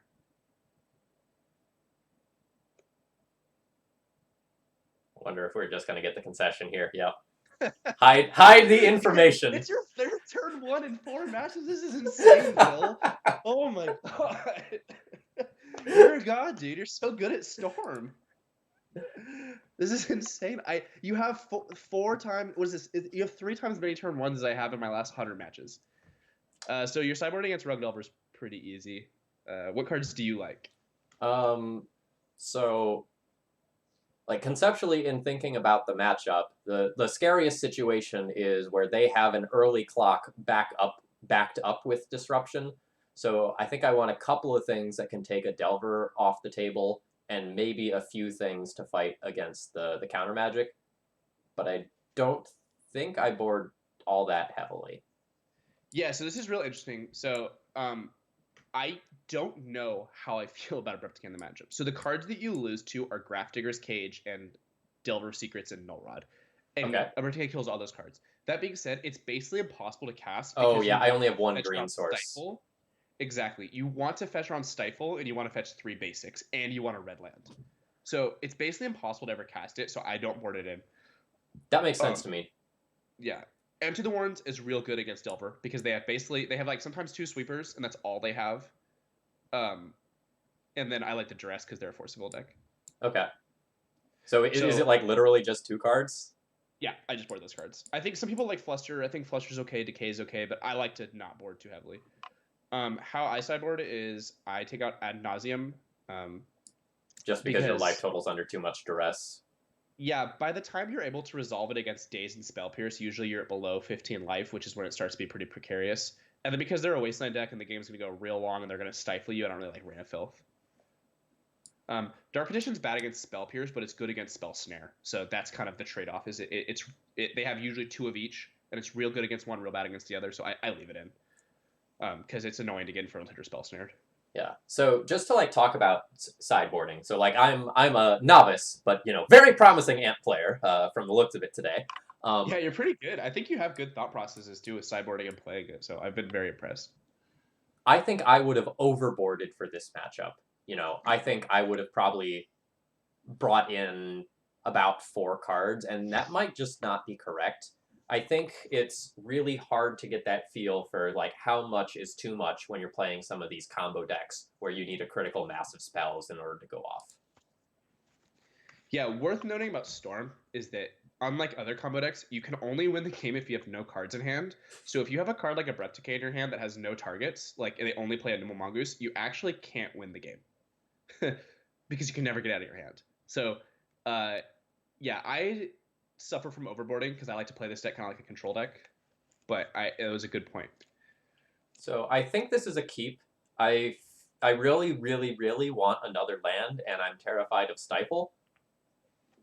Yeah, but you keep this. I mean, it has Infernal Tutor, mana, 2 cantrips, and Thoughtseize. It loses to a lot of their hands, but I would never mulligan this hand. There's a reason why we play 3 games. It's so if we get... Oh? Whoa, what the fuck? Oh my god, he's playing Storm. Are we getting got? The beer. Good thing we didn't overboard. I talked him into playing Ant. He only ever plays Rugged Over. So last night on the podcast, I was hyping up Ant. This is so amazing. Will you type in chat to him for me? Yeah. Say, this is Cyrus. I'm streaming with Cyrus or something. I don't know.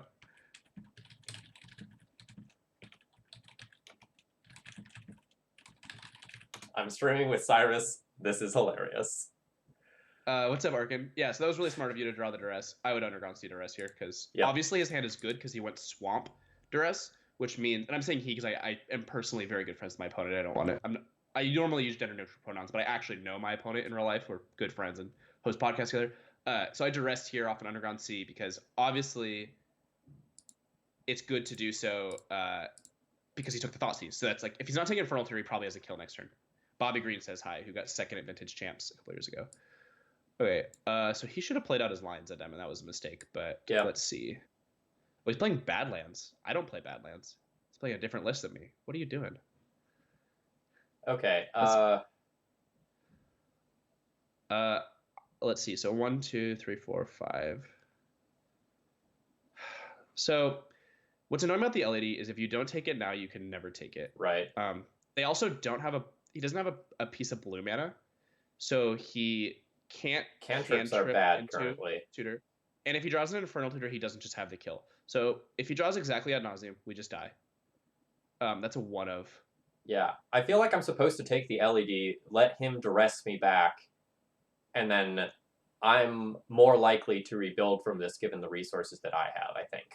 That's kind of what I'm thinking, but the thing is that the game is probably going to go long, and they have 3 pieces of mana. So LED is the best card in their hand, but I actually think we take Duress here. Okay.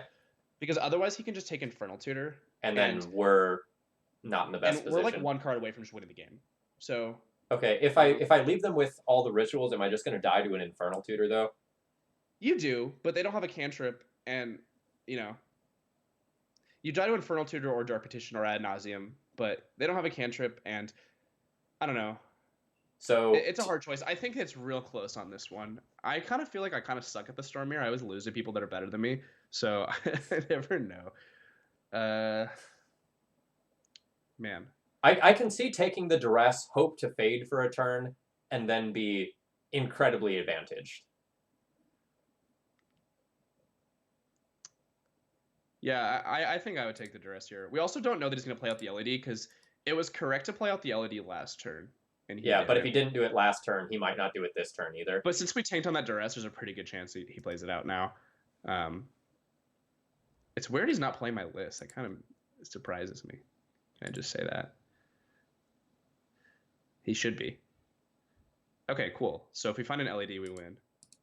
So let's try to find that. Not quite, but we can take an island, definitely. Do I top the other Infernal Tutor as well? So it depends on what we want to do here. It depends on what we want to play around. If we want to play around him drawing exactly or drawing a tutor spell. So they have more. He has more discard spells than he has tutors. So I think we do top the Infernal Tutor, and then draw the island this turn, preordain again. Okay, and then again, if we find an LED or a ritual, we can just go off. Yeah, I think it would be real close. The Cabal Ritual would definitely do it. So yeah. So I would top the Infernal Tutor just because we can always just like top and then leave a tutor on top of our deck. And then that plays around discard. Otherwise, we're just trying to find exactly Lion's Item. I guess we're trying to find LED or Cabal Ritual, so it's fine maybe to bottom the Infernal Tutor. It's real close. But I tend to play on the side of being a little bit more conservative. So should I just go ahead and pass now? No, I would preordain. Or just snap it off again. Yeah.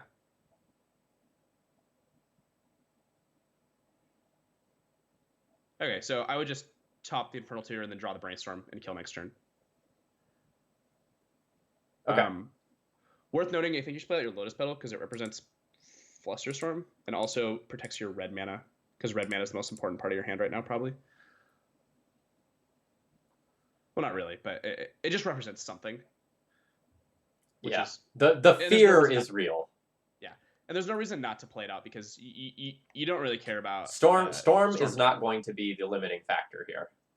Exactly. I mean, neither of you are pressing each other's life total, so Ad Nauseam is different in this matchup than any other because you just win the game because you draw 20 cards and cast 3 discard spells on your opponent, and it doesn't matter if you actually kill that turn or not because they don't have creatures to press your life total. So, yeah.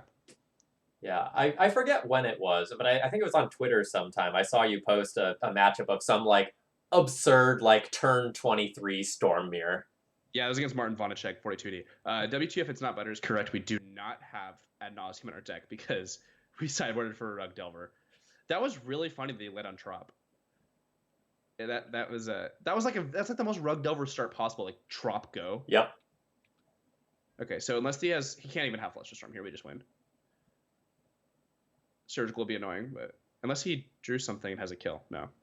All right. So we'd have to hit 3 lands off Brains. No, that wouldn't even kill us. Yeah. So you can just cast Brainstorm here, right? I'll let you figure it out. Or do I just have it if I like? Well, you can't get Hellbent if you don't cast the Brainstorm, so you have to cast. Oh no, I only have 5 cards in graveyard. Yeah. I was just thinking, like, can I go like? Oh yeah, okay. So I wouldn't have Hellbent. I was thinking about like, can I Infernal Tutor for a Cabal Rit, but that is probably what we're gonna do this turn. But yeah, you just have to cast the Brainstorm at some point this turn. LED discard spell would be the best 2 cards we could draw. That would be smart. Okay. So you just put back. What do you think? Ponder C. I think you should put back the Infernal Tutor because it plays around Surgical. Okay. Right. Actually, we might want the Ponder because it increases. Can we Natural Storm here? This is so interesting. So we have 1, 2, 3, 4. So I think you'd put back C Tutor like you said, and then you put back C Tutor and then Ponder into something because then it just adds 1 to Storm and it's basically free to do so, right? Okay. Because we're gonna be pondering into an Underground Sea anyway. And it doesn't matter what order I do it if I'm going to be. Yeah. Yeah. And there's a chance we find like a diamond or something and just Natural Storm. I don't ever really do any math when I play this deck. I kind of Ding, just ding, do ding. it, so. Yeah. Yeah, definitely take the LED. I kind of just cast spells and do the math later. I think that it's easy to get caught up kind of getting through these loops of going through your head a bunch of times. But yeah, man, you're good at this deck. Confirmed skilled magician.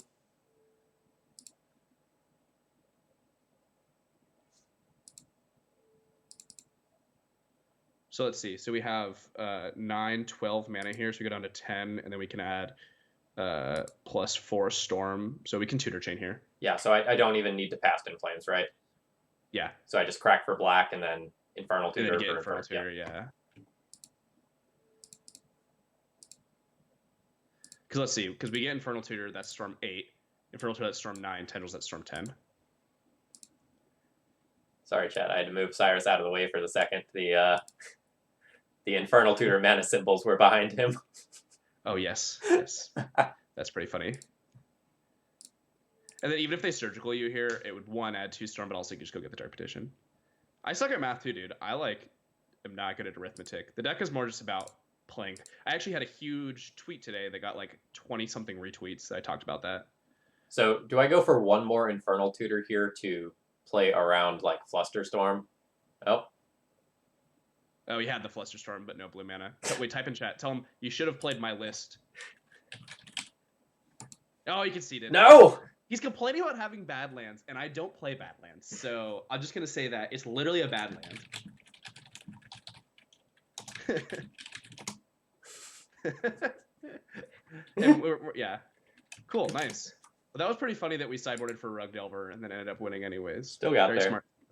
Cool. Let's see if we can get that last one. I mean, I don't feel too bad. I mean, our only game losses were to Eldrazi so far. Oh, yeah, and obviously, chat, like, we're drawing very well tonight, but, like, a lot of these games have been relatively easy, right? It hasn't felt, with the exception of, like, Eldrazi, which was just attacking us from every possible front. Most of the other decks just have not felt prepared to beat us. I agree with that. I think that Storm is just really well positioned right now. And the thing is, I mean, you're playing 12 cantrips, so it's like, are we really drawing that bad in games that we cast 3 cantrips, or drawing that well? Like, is it really luck when you cast 3 cantrips? What's up, Vertigo? I don't play Legacy Leagues anymore. I've only played 2 since Vegas, and Phil's 3-1 already did better than my leagues. How do you feel about this hand?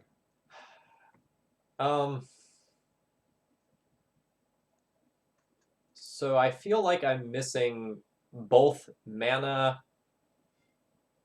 and interaction in the early game, but Brainstorm can potentially fix half of that. Reign of Filth is not like the best combo with Past in Flames, but it could potentially fix the mana problem. But if our opponent like uses a discard spell on us and takes this Brainstorm, I feel kind of hosed. So first thing about combo decks, you should never mulligan to beat discard. It does just, I mean, if they have a discard spell, yeah, it sucks, but we still have passive up his hand. I think this hand's a snap keep. It has a Brainstorm and a fetch line. I think if you ever resolve a Brainstorm and Ant, you're probably well above 70% to win that game. It's just it's the best card of the deck. So, I think they play Black Red Animator. I remember this username now. It makes me angry, so I can. Yep. All right. Well, we're gonna lose. We got our 2 worst pairings in this league, so I don't play any Grave Hate at all. So, yeah, I would just play Island and say go. No. Play Underground Pluto Delta. You could have played Bloodstained Mire to maybe make it so they don't want to cast Exhume, but yeah.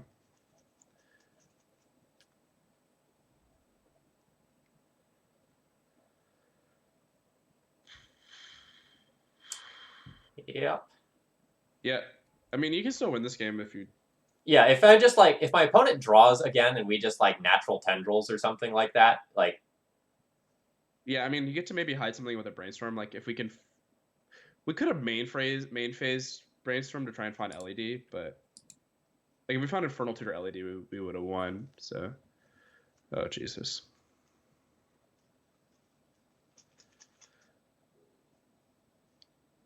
Sire of Insanity. Okay, I would concede. Yeah, we're That's not a card anyone plays anymore. That's interesting because no. Landon is famously hates it. Yeah. So this matchup sucks. We are not prepared. Let's look at all the graveyard hate we don't have. Okay, we're done with The thing about that. graveyard is I don't even really think it helps that much in this matchup. So what cards do you like?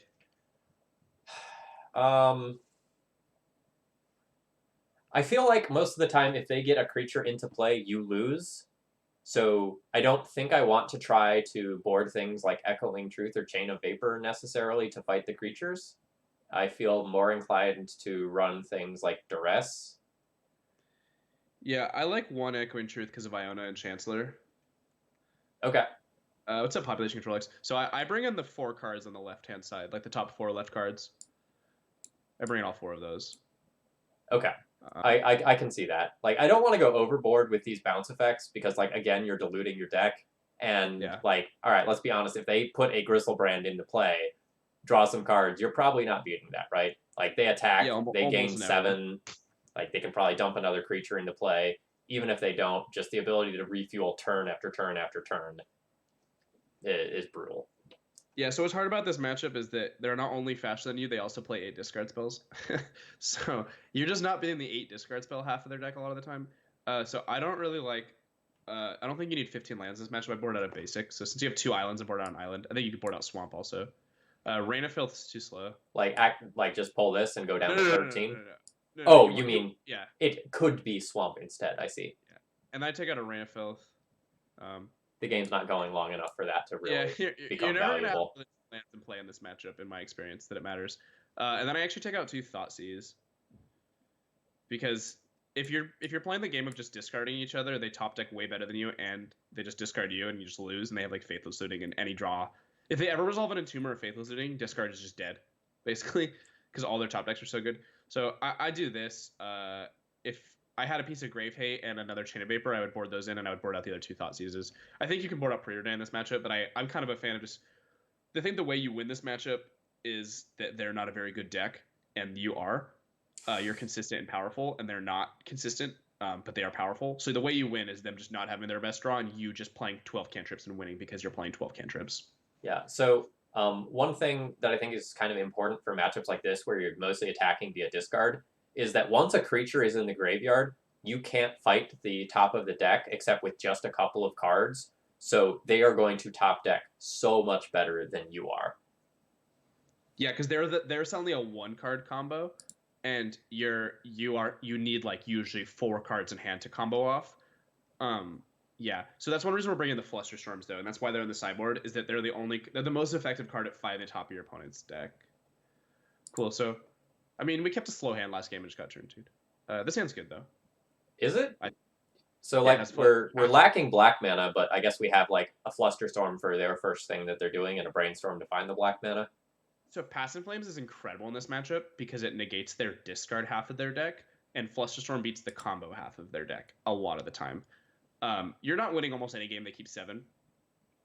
Sure, but yeah, I would just play Vulcan. Oh god, they kept 7. They don't know what we're playing for what it's worth. So they're probably going to play around Forcible to some degree this game, because all they saw last game was Island. I think all they saw was Polluted Delta. So we probably look like Grixis Control. Yeah. Right now. Or Miracles plays Delta sometimes, I believe. It doesn't really matter the other blue fetch they play if they're straight blue-white. Okay, so this might be Entomb, so I would not Brainstorm here. I would just play Island I'd play Island and pass. Because that way you get to hold up Fluster and Brainstorm. And you're not really close to kill, is my thought process. Sorry, I was pausing to think about like Sire of Insanity there. And potentially having the black mana in play, but I think like having this up is so much better. And they're not going to produce a Sire through like Flusterstorm. Famous last words. Yeah, they have Animate Dead. Animate Dead not getting countered by Fluster is a huge tilt. Or they can just go like Entomb, Dark Rip, pay for Fluster, which feels bad. I actually, at one of the very first events I top 8'd, so I would you can Brainstorm plus Fluster here, and it counters the Unmask. Okay. So, yeah. Let's see what happens. I actually won game 1 through Champs of the Annex, 1 game through Cyrus Sanity at one of the first events I top 8'd. Okay, so what's the best card in your hand? Wow, this is hard. So I think that you're supposed to put back. What do you think? I feel like the only cards in my hand that I really care about are Past in Flames and Brainstorm. So I close to agree with that. I think that Dark Ritual and Brainstorm are the 2 best cards because you don't care if they discard Past in Flames. Okay. Oh, that's true. Yeah. Starter mana. So I think I put back Dark Rit, then Brainstorm. I draw Brainstorm next turn, and I fluster this and make them think Wave of Force will or a Surgical. Because it's going to be 3 copies because we cast another spell. Storm counts 1 higher than it was previously. Yeah, and if we like nab a Dark Ritual for this, that's fine. Like that's a lot of resources down. Yeah, so I mean we're probably gonna lose now, but we're still pretty likely to win if they don't have an Iona or like 2 discard spells here. We're probably going to win. So, or Chancellor or Sire of Insanity.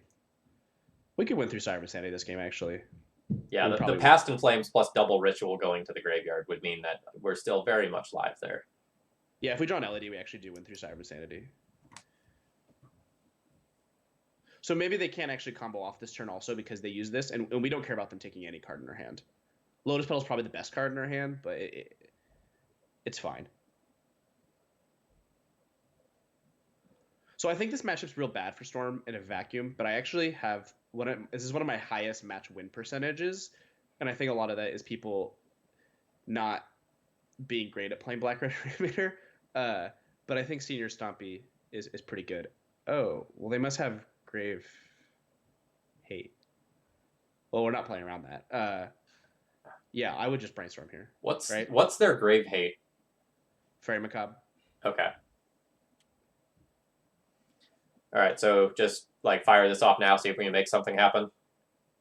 Yeah, because like sometimes too. Something like an Ad Nause would be very good here. You could just not afford to pass in this matchup also.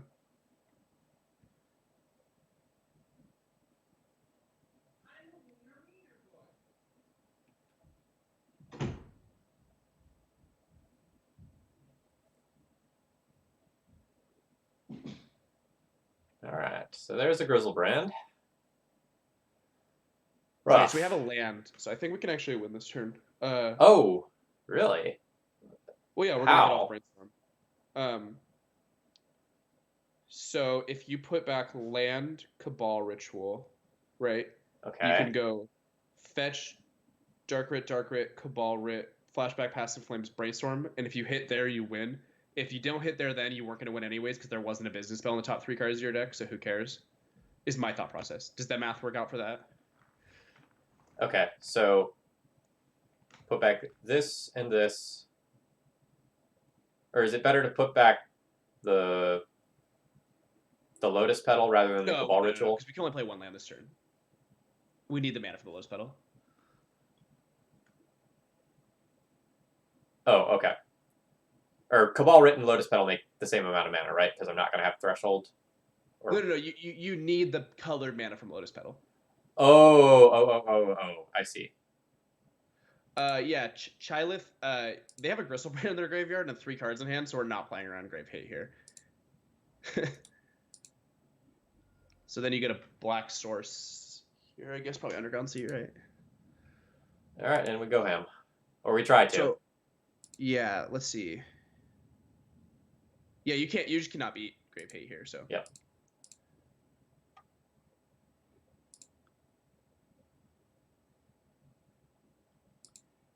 All right, so that's they have to have Grave Hate because it makes no sense. Yeah, they took the Past in Flames. To take Past in Flames, if you didn't have Grave Hate.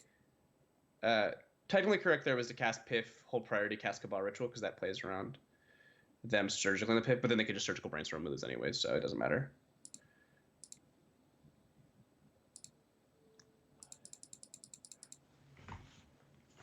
Oh. Okay, so we have a Brainstorm. If we hit off Brainstorm, we win the game. Let's see. So it doesn't matter if you. I mean, you could Cabal. Yeah, you can sack the Lotus Petal for blue, then cast Cabal Ritual, and you get slightly more mana there.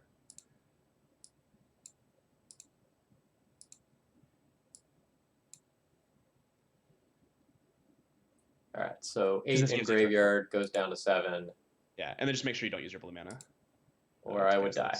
All right. Yeah. So now I don't want to cast the Let's other rub one. our hands together. One time, baby. We haven't been lucky ever, so let's get lucky one time. And we missed. So you can double discard here, but you're probably not realistically win the game. Yep. We got pretty unlucky this match, but we got pretty lucky in other matches. So. I guess I duress. Yeah. Put back Ritual, then Thoughtseize, and next turn you can Thoughtseize. The problem is we have literally no cards in hand, so. Okay, they have 2 Reanimates, so I would concede. Yeah. Well, there was no tutor in the top, whatever, 10 plus cards of our deck, so. Yeah, our only game it is what it is. To very bad pairings, so I think it's good. I think that we made correct decisions in those matchups. I think that we had to keep some mediocre hands because of the nature of the matchup. You have to just keep cards that are good in the matchup. And yeah, so that's one reason Ant's a lot better in paper than Moto. Like my paper win percentage is like maybe almost is over 20, is like maybe 20% higher. Yeah, because I'm like close to, I think I'm like 88, 90% in paper since Deathrite got banned, and I'm like 65 on Moto. So it's because people don't really play those decks in paper. Like there's just not as much Chalice and Reanimator. So Storm's a much better choice in paper, and also it's a better choice in a winner's meta because it tends to be that the Eldrazi and black-red decks I don't think really make it deep in the tournaments for whatever reason. Yeah. Although, chat, keep in mind those numbers, like Cyrus has run extremely hot in the last couple of weeks. You know. Well, yeah, I mean, my paper event since Deathrite got banned, I 12-3 GP Richmond, lost in the finals of a 2K. I went 7-2 in that event. I played side events, and I went 12-0 in side events at a GP, which I count because they're other GP side events. Honestly, like I consider going like 12-0 in side events like so impressive because it's the Wild West out there. Like you never know what you're gonna run into. Yeah, it did pretty well. And then Eternal Weekend, I went 16-1, and I went 16-1 at Eternal Weekend, I think, and then I went 14-4 at SCG Vegas. So those are my paper results since Deathrite got banned. Yeah, that is. I only play low. Incredible. I don't count weeklies or anything. I count the GP side events because they're as close as we get. I don't know. Legacy has not that many events, but only in competitive events. So I've been running pretty hot. All right, so we got a bunch of turn ones tonight. We hit a couple of bad matchups and we lost to them. We hit a couple of good matchups and we plowed through those real quick. You know, normally during the debrief time, I have a lot more to talk about, but, you know, I think, you know, tonight we saw that, you know, sometimes there's some strategies that will attack a deck and it's hard to fight back. The black-red Reanimator deck was, you know, as fast as, potentially faster than us on a regular basis, as well as being extremely disruptive. That's hard to beat. Eldrazi attacking from every angle that our deck is, you know, trying to wiggle through, you know, we're probably not taking down that match, you know, unless we get, you know, pretty lucky with a Hurkyl's Recall. Yeah, I think that tonight showed, so I think there's this big thing about not wanting to play Storm because the deck is too hard. And I think you're really good at Magic. I think you played Storm really well. You obviously have some experience with it. I think this league showed that Storm is not the hardest deck. Because how many times did we just look at our hand tonight and our opponent was just dead? Like, good game. That was not, quote-unquote, difficult, you know? Like, we still had to play, and there was a few sequencing things and seeing lines, but I think the hardest part about the deck is, like, what hands to keep and how to sideboard. My advice to you, if your hand has lands and spells, just keep it and use my sideboard guide, and that gets you started with the deck. Yeah. I think you played super well, and we lost to some bad matchups. One thing with Storm that's really important in Magic in general is sometimes you're just going to lose to variance. Sometimes you're just going to. It's okay to be real with yourself when you misplay, and it's good to be real with yourself when you really did not, and when you really just got unlucky. Because there's no sense of beating yourself up losing to not drawing a tutor in the top 20 cards of your deck or whatever it was last game. We cast 2 Brainstorms, multiple draw steps, whatever. Yeah. So I really want to highlight something that Cyrus said. You know, I don't think that this deck is terribly hard to play. And if you have someone's sideboard guide, that does a lot of the most difficult decisions for you. And you can sit down and learn a deck like this relatively easily. So, for example, I recently sat down with Loamer Boy's sideboard guide for 4-color Loam. And I played a ton of matchups with 4-color Loam. And I proved it at the deck super quickly. So a lot of times, if you want to get out there and learn a new legacy deck and you have the resources to play that deck, if you poke around and you ask some of those good pilots who are playing all the time, you can probably get some help or the resources that you need to improve quickly. Yep. So I think I'm a good Storm player, but I'm not a deck builder. This is just Rodrigo Tagores' 75, and he taught me how to sideboard. Like, I make a few changes, but like even me, like I follow a sideboard guide, and I'm like winning. I want to CG with Storm, and I'm following a sideboard guide. Like, people like act like I want to figure it out myself, but I don't know. I basically won't play decks to start off without a sideboard guide because it's just hard. That's like the hardest part of Magic is crafting a game plan. So yeah, I mean, Storm is sweet. And also, if anyone have any questions ever, I'm CyrusCG on Reddit, Moto, Twitter. Facebook, I'm Cyrus Corman Gill. Twitter, I'm CyrusCG MTG. The source, I'm CyrusCG. Feel free to reach out to me anywhere, and I'll send you my sideboard guide. Or if you just have a question about Storm, I'm always happy to talk about Storm. All right, so I'm going to keep talking for a minute, but chat, I just want to throw this idea out there now. If you have any questions that you want to ask me or Cyrus, this is going to be a great time to do so. I'm going to let Cyrus plug real quick, though. So Cyrus, I know you're involved with a number of other projects, and some of the people might not have been here when you were talking about earlier. Do you want to talk about some of the things that you're working on now? Yeah, so I have a podcast I host with one of our opponents tonight called Top Down Legacy. And that is a analytical legacy podcast. And oh man, I'm sweaty. Yeah, so it's an analytical legacy podcast I do with one of my co-hosts, Eric Virgo. You can find that at Top Down Legacy anywhere that has podcasts. I also am going to be doing English coverage with a great team. Anurag Das is leading it for GP Shizuka this coming weekend, or is it? Yeah, this coming weekend, this Friday, I'll be doing that. So check that out. If you go on Reddit, one of the top posts recently is OnZD on Reddit explaining that. So yeah, so check that out. And then again, I listed all the places you can reach me, and feel free. I like to tweet a lot about Magic and post screenshots of me doing absurd things with combo decks. The screenshots are really good. Yes, I try to get good screenshots. And I also stream CyrusCG on Twitch, and I stream almost entirely combo decks, but if you like that sort of thing, I try to be entertaining, even if I tilt a little bit. Yeah. For anyone who doesn't know Anurag Das, he's doing some great things for the Legacy community. He was involved with the Legacy Premier League. He's streaming under the handle Anzi104 on Twitch pretty regularly, and is putting out some awesome Miracles decks and content. So, Lord Darky, I don't know how much you've hung around Arkin's stream, but Arkin recently made Twitch partner, plays a lot of Legacy, and sort of the Sith decks tend to be like the broken degenerate combo decks, stuff like this. And check pile, the grindy fair decks are what's Jedi.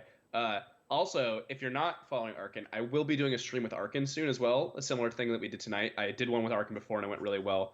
I was telling him, Arkin, I was telling Phil about how we forgot to hold control a few times in our stream, so that was pretty funny. So let's not do it this time, and hopefully sometime next week I'll be streaming with Arkin.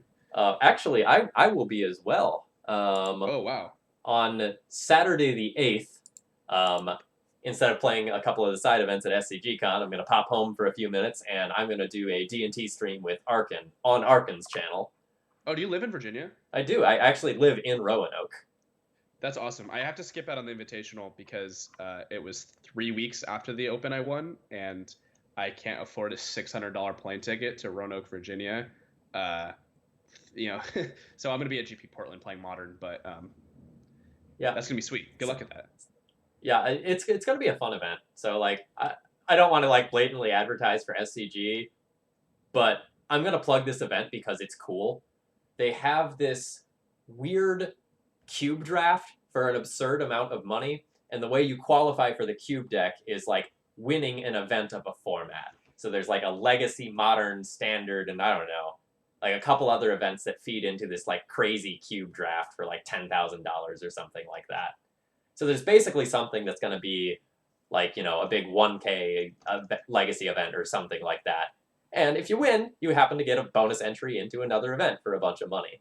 And then there's another sweet Legacy event on Sunday and 4 Legacy challenges on Saturday. So while That's most awesome. normal people are going there to like play the Invitational, I'm just showing up to play Legacy for 3 days. That sounds more fun to me than playing the Invitational. I also don't even have a standard deck. The other reason I'm not going. Yeah. That's awesome though. Yeah, I think it's fine to play SCG. I mean, they do a ton for Legacy. Yeah, like SCG is my local shop in town. That's where I went to play Magic for a very long time, and they run some great events. You know, Yeah, I have no qualms with SCG. I do most of my business through them. SCG Vegas was my first SCG event, so I had a good time. Turned out I have 100% win rate in them, so maybe I shouldn't go to any more. Yeah, I try to travel to most of their events that are within reasonable driving distance. Yeah, not on the West Coast. Yeah, there's not too many out that way. Yes. Cool. Well, I think I'm gonna head out. Thank you for having me on, Phil. It was a great time. All right, so I'm going to go ahead and wrap things up here, folks. Thank you all so much for joining me. I'm going to let Cyrus go here, and then I'm going to do my send-off. Night, Cyrus. All right. Thank you. Have a good night. All right, so thank you all for joining me. I hope you enjoyed the Legacy content. If you're liking these sort of guest streams and these exhibition matches that I know, let me know, and I will continue to do them.